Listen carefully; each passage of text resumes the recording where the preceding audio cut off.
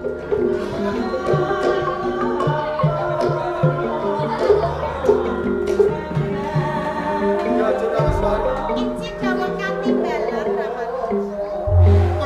Agung Kabupaten Tuban Kerawan Tamu. Apa iki abdi kinasih kang mapan ing Taman Kabupaten. Kepareng matur ramane. Menawi to wanita-wanita kekalih ingkang ninggah wonten Pendapi Agung Kadipaten Tuban. Menika sanes abdi wonten ing Tuban. Nembe sepisan kula mangertosi wanita menika ramane Wilotika. Kuwi dudu abdi ing Taman Kabupaten Tuban. Inci leres. Menengo sawentara Ngestake dawuh dalem. Kakang Patih Tandhanegara. Paring dawuh Mestine dika ngerti ana sawijining tamu munggah ing pendopo aku. Apa sekwargane kepatihan, Kak?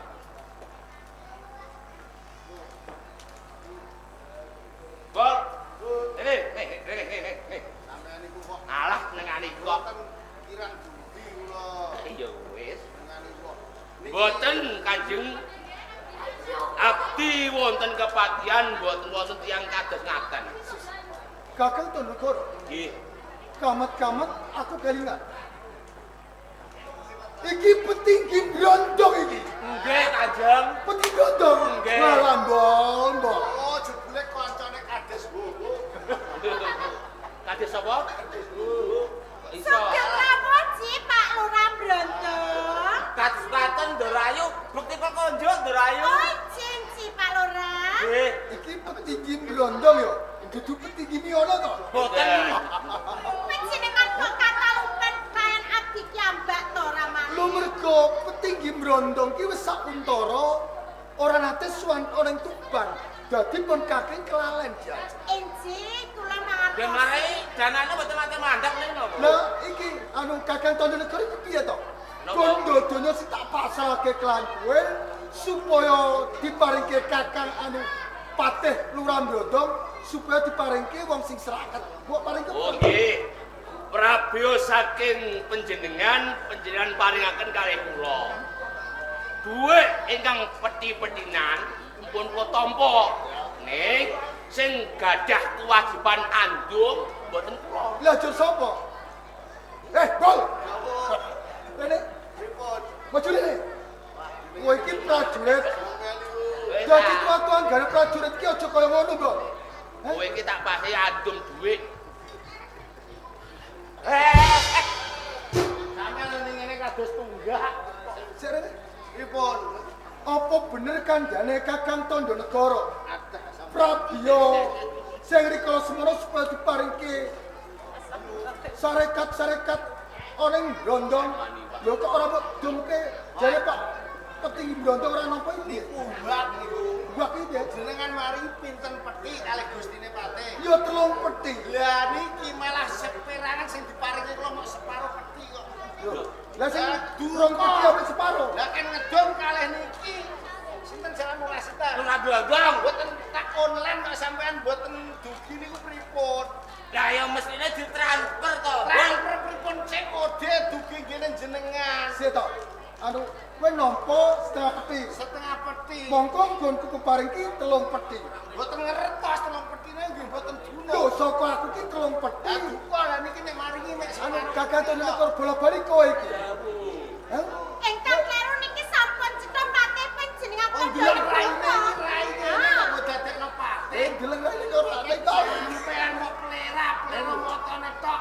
Nek timbang ini Patih kula mawon Patih. Piye nek diganti iki Patih? Patih ora duwe dukun lah. Alhamdulillah. Dukun misal. Ya ampun niku sampean anak ngene.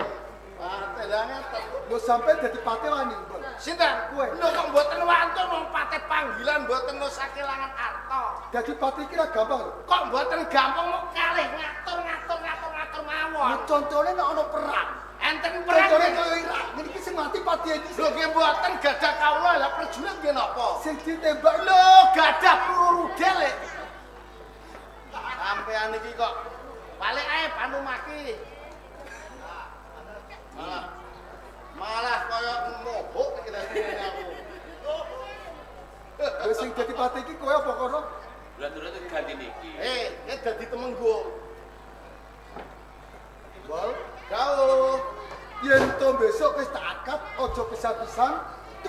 lan pakartimu kaya tondo negara. Kabar pisan mboten. Kula dados patih menika tetep kula kinerjane sae. Wah, dalan-dalan tetep kula damel sae. Sapa mau dalan rusak? Tak jur sisa. Loh. Maksudnya dijur diganti aspal. Ngaten nggih. Aspal godhok. Lho, goreng. Gak digodhok. Godhok iki tapit apa? Dalan Pantura, Dalan Pantura tak ombikno. dalan bocah. Ya tak ambakno. Dalan Masnya bocah sekolah. lah bocah sekolah. Pengen foto. Temenggung. Eh, Arepe dadi Temenggung ra duwe Subasita. Undang guru sopan karo patih. Tombrol kesumo. Sapa aku? lha sira sinten? Aku sing kalau pegel dipijeti. Mate niku. Sampean malah guyu. Aja guyu. Arepem dhewe. Bol, Wah abot nek dadi patih niku monggo. bareke abot bareke. Wah, abot Durung karo ngerti wancine. lambine ambune ra ontra kok. Ya ngaten iki nek dipati pangkat dhuwur sithik kemetuse boten karu-karuan Sing samane. sapa diajak? Lah trombon Nuwun iki. sewu Gusti Ayu. Lho sing ngakon iki bojone jenengan aja sampean ngamuk. Lho ora teges kok aku ki nesora. Tak sawang saka glagatmu wae. Wong sing modelane kaya kowe ndene pangkat sithik wae lah kementus ra Yo lho patih Wis mrimo. wis. Iki ning pendopo aku Njopo Madinah. ngece bojone sampean iki paling dhisik. Sik. Kok RC paling ketara Iki kampung bola bola. bola ya, ini apa ya? Dadi Anu kakek tondo negara. Jadi penak unta. Panjenenganku. Ayo kakek. Ayo. Mbok. Kakek. Yo. Niku kok. Mbok Rombol. Jawo. Ora prayoga, ora becik. Ayo wedhur rene lah malah sikil dijongeng. Kakang tondo negara. Nggih. Panjenenganku bakal mbacokno bakal murba kelawan petinggi Branda. Manggaken. Petinggi Branda. Nggih, Kanjeng. Ado saka desamu ki munggah ana pendopo agung kabupaten. Nggih. Iki nek ora ana wigati sing ora kelakon, kowe bisa menangge kelas pati melotek. Nggih, wonten wigatos. Ana wigati napa Kak anu petinggi Branda? Ngeten, Kanjeng. Niki anak kula perawan. Niki gogol kula perawan. Niki meteng. Arep njaluk pengadilan. Kula njaluk tanggung jawab sampean. Piye? Njaluk tanggung jawab sampean. Kowe njaluk tanggung jawabku. Nggih, Perkara apa? anak kula meteng. Nuwun sewu, Pak Lurah Branda. Kok maju matur niku blok mawon. Suwan panjenengan wonten Kadipaten Tuban Nusa Dalem. Namung panjenengan badhe nyuwun tanggal jawab dumateng ingkang garwa. Nggih, Ndoro. Menika dos ngaten. Lah anak kula meteng wedok dereng dhe bocah perawan. Mohon sampeyan matur digenahke kersane ki ambeke gamblang Gustine Ayu. Anak kula niku saya perawan, Ndoro. Kang sampeyan ora kados macan. Anak kula perawan, Ndoro. Putra panjenengan prawan. Lah, niku gogol kula nggih perawan. Gogole sampean ugi prawan. Lah. Injih. Meteng. Injih bobok. Lah kula nyuwun tanggung jawab, Ndoro. Dipati. Panjenengan nyuwun tanggal jawab dumateng Kamasati Pati Wiloteto. Nggih. Saestu. Yo nggih saestu. Saestu nyuwun tanggal jawab. Tanggung jawab. Oh, lho. Kula ngertos nek ngaten ramane Wiloteto. Ana apa diajak? Saben-saben panjenengan pamit kalian kula pamit ingkang putra-putra panjenengan badhe ninggalake wonten Kadipaten Tuban panjenengan badhe betapi katupadi kewan layak to layak ramane Wiloteto rawuh panjenengan wonten Tuban boten kinanti kewan ning jebule panjenengan iku ndek simpenan yang wadon sanes to ramane Wiloteto. Jebule sing iki sapa diajak? Lho, panjenengan menika ampun selak perkawis menika. Sedaya sampun wonten buktinipun ramane Wiloteto. Nek panjenengan iki sampun newake kula, sampeyan sampun selingkuh wonten wingking kula. Nek kados ngaten ramane, menika duwita panjenengan ingkang ngetri bocah wadon menika ramane Wiloteto. Ayo sing mari wis. Kakek aku bari ki Mangkene lho. Lah kok Lah sampean malah gak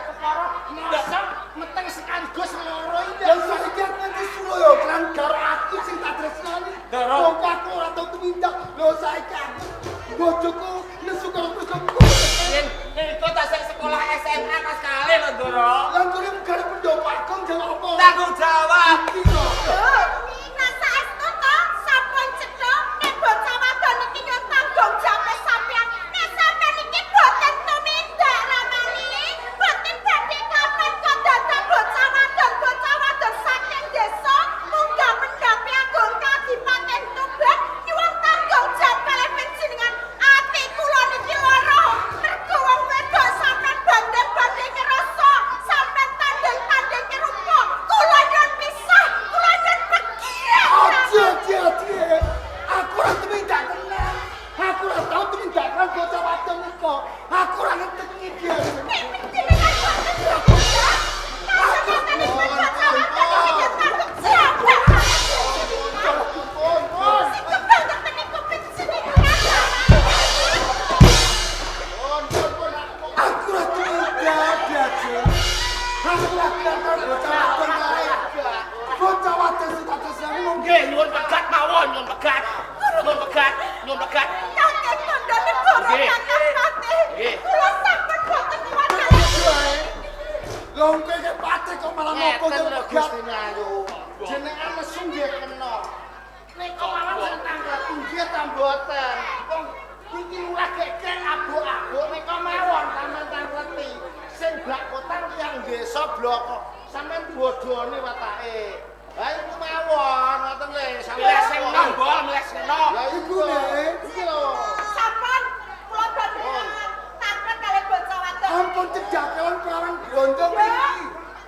Sapa jenengmu?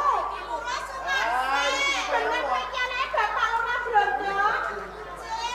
Mungganing pendapat Kadipaten Tuban kuwi nyuwun tanggung jawab mergo kowe meteng. Kowe nyuwun tanggung jawab karo bojoku melotek to. Cek kok tanggung jawab. Ora cekak puter awanan. Ono kok dia. Panjenengan iki setunggal Kadipaten Tuban. Lah kok panjenengan kok seneng selingkuh? Panjenengan selingkuh kalih bocah wadon iki. Ati kula niki. Iki kasar blendul iki pengen irane nganakne ping pira? Ping pira? Ora ngerti ku. Gara-gara sampeyan iki nek buka.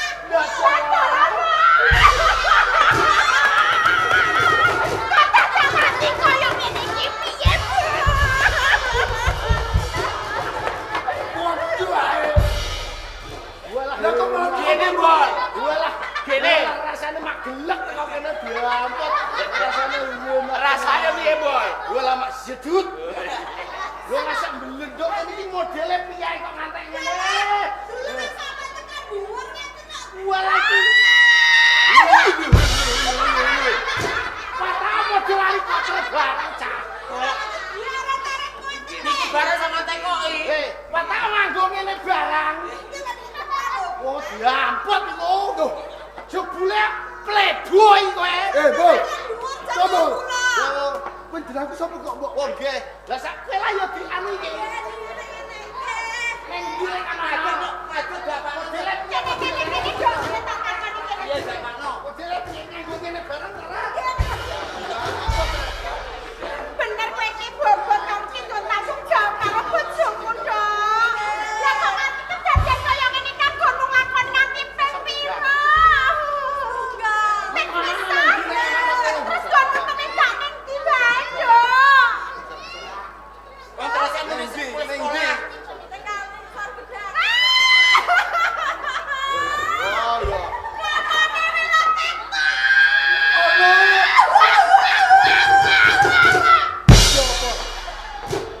Panjenengan iki pati-pati wonten Tuban. Lah kok tumindaipun kados-kados. Tumindak panjenengan iki boten saged dipun tulak para Wong pegat mawon gak apa-apa. Ora deh. Jajal. Ini pamore kaya ngene aku ora sanggup. Kula nyuwun. Kaki. Sampean. Wes jajan Malah golek kesempatan. ibune. Ampun Lah kene ora ada kesempatan. Lah, sampean Jawaban ngono. aku sia-siake karo bojoku. Apa yo kero yen aku ki tulung karo Kakang Gusti Pam. Ate rangkul-rangkulan. Ya ora apa-apa. Lah kowe karo kono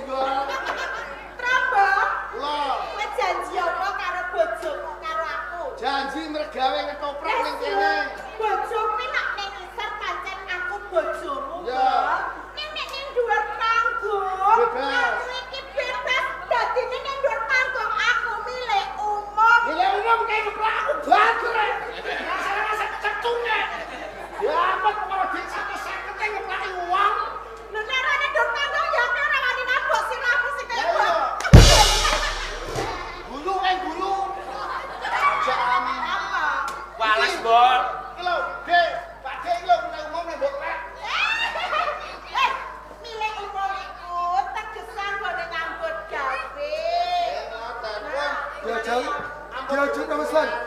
Kau terka. Boten. Panjenenganku bakal ginake perkara iki. Ati kula niki sampun kedancot loro, ramane. Mergo kula niki tiyang wedok, kula niki tiyang wadon. Lara-larane wanita niki nek dibanding-banding rasa, ditanding-tanding cerutu. Kula niki napa kleru nek atine kula niki sakit. Kula sampun boten kuat omah-omah kalih sampean. Mergo sampean niki sampun selingkuh wonten gurine kula. Ing dinten sakmenika ugi. Omong reces batur ladumani. Ketoprak gak kowe tok. Diajak nama Swan. Terus Panjenenganku babar pisan ora nate kemindak. Terus aku wanita ning jaket mung sawiji kowe. Nek pancen kira percaya, aku bakal ngisi. Lan aku pengen takon klan Lurah Brondong. Aja nesu karo aku. Menawi sampun cipta wanita menika katestan penjiningan, kula nyebutkan kalih penjiningan Kamas. Nek perkara kowe njaluk pegat ya tak pegat. Ning perkara iki dilarang men dhisik. Lurah Brondong. Nggih. Aku maju. Nggih. Perkara iki kowe sing jalani. Nggih. Mongko Dipati Tuban Welotekta. Nggih. Durung tau cangkromu cedak ana ing Desa Brondong. Nggih. Lah kok kowe kono nek bocah-bocah itu seprawan Nggih. ning metenge kok karo aku. Lho. Lho tanggung jawab karo aku. Sing Apa kowe ngerti dhewe yo? Lho, sing ketenge sampean sinten? Lah njawab tanggung jawab. Boten sampeyan. Tegese njawab tanggung jawab. Sing boten Kadipati ingkang ketengene iki putra panjenengan Raden Sahid. Raden Said. Nggih.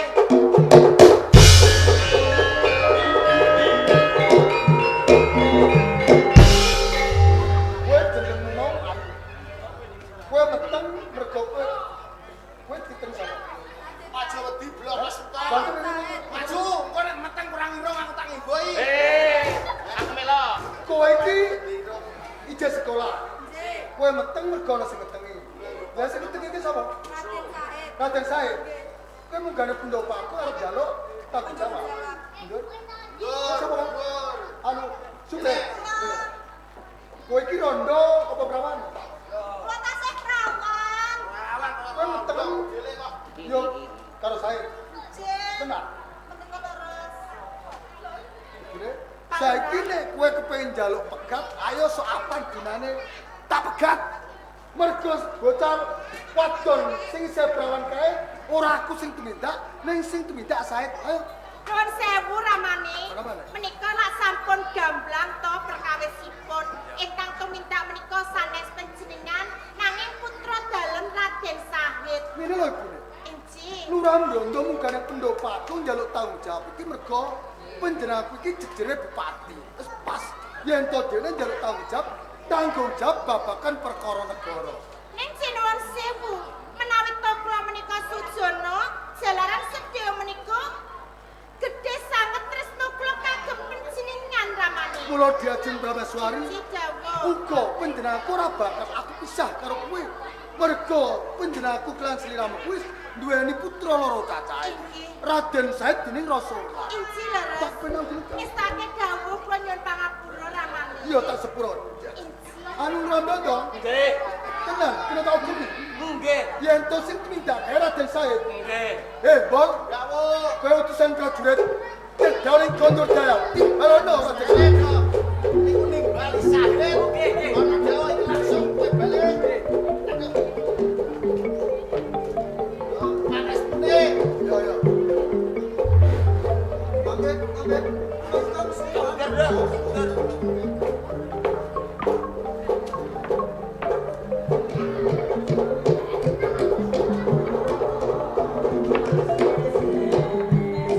Kakang Mari dawuh. lan ibune Prameswari. Kula ramane. Orang putra Raden Said sungkar pendopak. Inggih. Panjenenganku bakal mobokan putra Raden Said. Inggih ramane. Raden Said Paring dawuh timbalan kula. becik anggunung kawi pendopak Kabupaten Tuban. Pikantuk berkah saka pangestu kalir lis sambikala. Pangtene Rama tanpa nono dole tak bagus. Jagat ing pamundi saengga jimat. Mugya tansah damel teguh karahayonan sang putra. Sungkem pun putra kaja besok tak tumpu legening penggale Rama. Raden ngaturake sungkem ing pangapetiku. Ora susah ngono to. Raden saiki putramu ora ketang ala kaya ngopo. Kuwi putramu ditelisik perkarane iya lan orane. Yen to putramu saiki ngaturke pangestu klamku iki kudu mbok tampa sik. Aja kaya ngono to, Pak. Ing kirapane leres menapa ingkang dados ibu. Ger, ratu saya Paring lagi wae nintakake apa to? katemben mawon mapan wonten ing kasatriyan olah kasatriyan Binara. Bilaraga apa Binaraga? Saestu olah Binaraga Said paring ana wigati Rama nimbali lan kowe. Babagan perkara kapribaden. Wes ana rong sasi Raden Said pamit kan Rama Soib. Yen to kowe bakal tangkrama pidak-pikat ngumpat kewan kanggo isen-isen kebon raja. Ning jebul kowe goroh. Kowe goroh kan Rama, kowe goroh kan ibumu. pangapunten dalam kanjeng. Menawi panjenengan ngendika kados ngaten tansah kuwah kaos ing manah pitakon menapa liripun kados pundi to? Said sawise kowe pamit kan Rama Saibu kowe kanggo bakal cangkrama ngumpati kewan kanggo isen-isen kebon raja. Neng sawise ninggalke pada tupak kowe nuruti Hokarson. Kowe seneng cedak kan bocah wadon kok kraoso ning kragem tanggung jawab. Nang ngaten panjenengan dumuk dhateng Pun Putra tumindak sede ngajeng jamak kalih wanita Rama. Iya. Pangapunten. Kowe kepengin dibukti. Sedaya kedah wonten buktinipun. Nek pancen kan ngerti begini. Supre, ayu, sam. Said, melewang uri. Sopo mrene?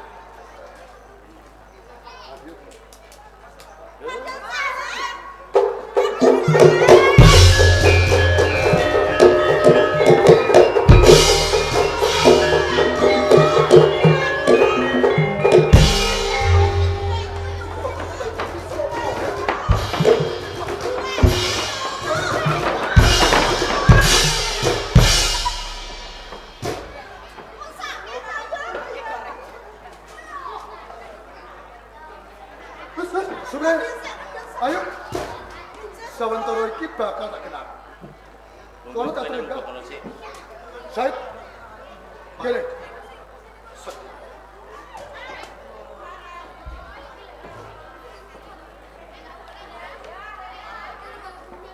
Pun Rama bacot ki takon kan. Bocah wadon kae seprawan. Wes padha meteng mergo saka tindak lan pakartine. Bocah wadon kan ugane pendopatku njaluk tanggung jawab. Mula saiki aku njaluk lan kowe. Mergo kowe putra Dipati ana ing Kabupaten Tuban, putrane Dipati Welosekto. Kowe gelem tanggung jawab kan bocah wadon sing padha meteng-meteng kae. Kanjeng Rama Punden. Awit krana sedaya kula boten tumindak ajeng jamak. Agungipun ngantos wanita menika garpe. Kula boten tumindak kenging tanggung sebab kula boten saged. Kowe ora sagu. Kula boten saged.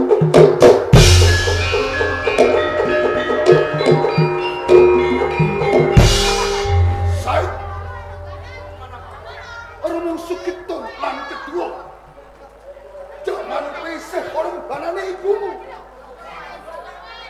kowe sebaik foto-foto kowe sebaik digolo-golo paribasan tengah menit nangis weteng mulai Romo kang pati pangan Romo kang pati kejar kanggo menehi mangan Said supaya orang nangis.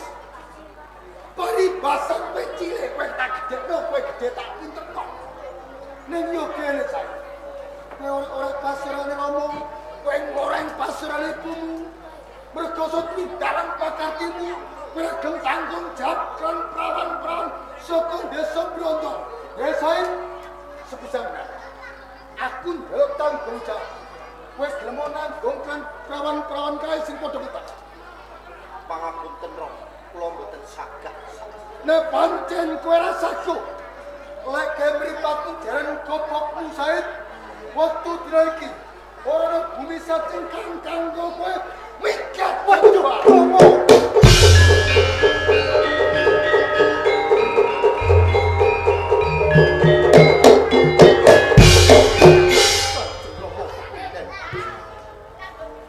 Monggo panjenengan jambel sedaya pangandika putra tasih kepen sangu gersa wonten ing kehidupan saking kaliyan Rama Dawuh Raden sakit oleh kajeng yen to pancen sliramu kepengin urip bebarengan marang ibu lan ramamu. Ana sajeng kadipaten Tuban. Parikutune sliramu Raden sakit. Saged tanggung jawab saka tumindakmu sing wis nalisir saka ing bebener.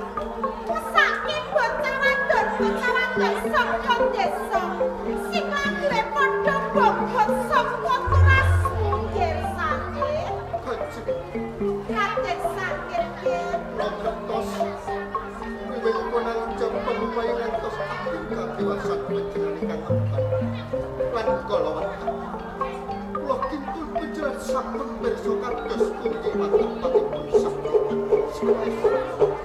sakit. Yen pancen kabeh iki ora nembung tinggal tok gawe pendowa kae kabeh. Kok menawa wae ibu suyu. Apa sing dadi sing kuat marang ibu. Kabeh wis ana buktine. Bocah wadon saka desa padha matur marang ibu lan rama. Anggone bobot kabeh saka tumindak Raden sakit. Gelem siramu tanggung jawab yo nole sakit. sakluk tentulan kaleng pinara semputan Ibune, kula tentu ibune Prameswari. Sing kula ramane.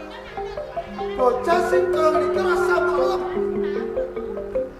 Nek bocah duweni kaluputan kok lem. Tetane yo dadi bocah sing kaya ngene iki. Sae. Iki sing kandhek karo kowe. Iki sing bobot karo kowe. Bobot karo kowe suwe sasi luwes 10 dino. Korek larake kowe basan totane ngomong. Ning yo gen. Kowe dituturi kali bumu.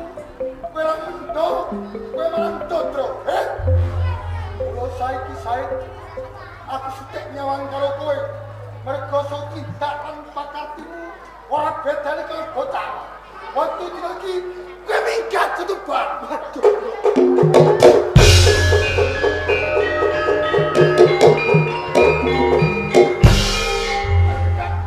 kajeng Aku ora butuhake kan kowe. menawi kersa panjenengan kados ngaten awit boten pitados sedaya atur pun butuh. Boten napa-napa kula badhe nilalake punika. Ning kula badhe minungkas dhateng panjenengan meling dhateng panjenengan. Kowe arep melingklan Rama apa, Sineksenan bumi antaspun langit. Sahid boten badhe tumuli bali menyang bumi Tuban lamun dhewe saged ngeterake Minggat to!